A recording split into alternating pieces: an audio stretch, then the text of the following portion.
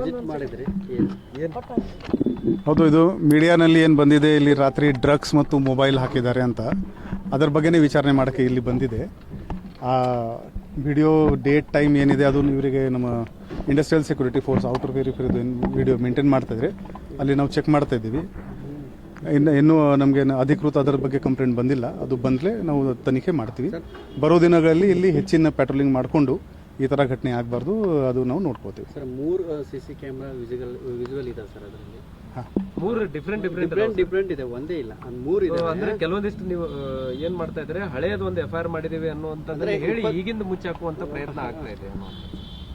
ಅದು ಅವರದು prison ಡಿಪಾರ್ಟ್ಮೆಂಟ್ದು internal meeting ನಡ್ತಾ ಇದೆ. ಆ ಕ್ಯಾಮೆರಾ ಯಾವುದು, ಡೇಟ್ ಯಾವುದು, ಟೈಮ್ ಯಾವುದು, ಅದು ಫಸ್ಟ್ ಅದು ಎಸ್ಟಾಬ್ಲಿಷ್ ಆಗಲಿ. ನಿನ್ನೆ ಇತ್ತು ಅಥವಾ ಮುಂಚೆ ಇತ್ತು ಅದು ಎಸ್ಟಾಬ್ಲಿಷ್ ಆಗಲಿ, ಆಮೇಲೆ ಅವರು ಅದರ ಬಗ್ಗೆ ಹೇಳ್ತಾರೆ.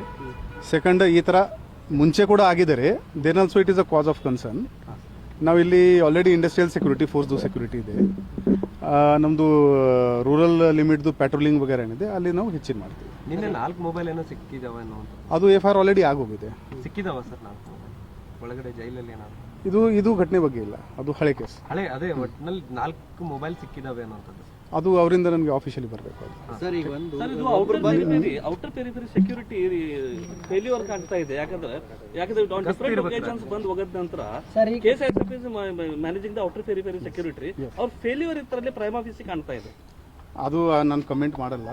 ಬಟ್ ನಮ್ಮ ರೂರಲ್ ವ್ಯಾಪ್ತಿನಲ್ಲಿ ಇದು ಹಿಂಡಲ್ ಗಾಜಲ್ಲಿ ಬರುತ್ತೆ. ನಮ್ಮದು ನಮ್ಮ ಸೈಡಿಂದ ಏನು ಪ್ರೊಟೆಕ್ಷನ್ ಕೊಡೋಕ್ಕೆ ಸಾಧ್ಯ ಇದೆ ಅದು ನಾವು ಕೊಡ್ತೀವಿ. ADGP ಅವರು ಏನಾದರೂ ರಿಪೋರ್ಟ್ ಆಫಿಷಿಯಲಿ ನನಗೇನು ಕಮ್ಯುನಿಕೇಶನ್ ಇಲ್ಲ. Thank you.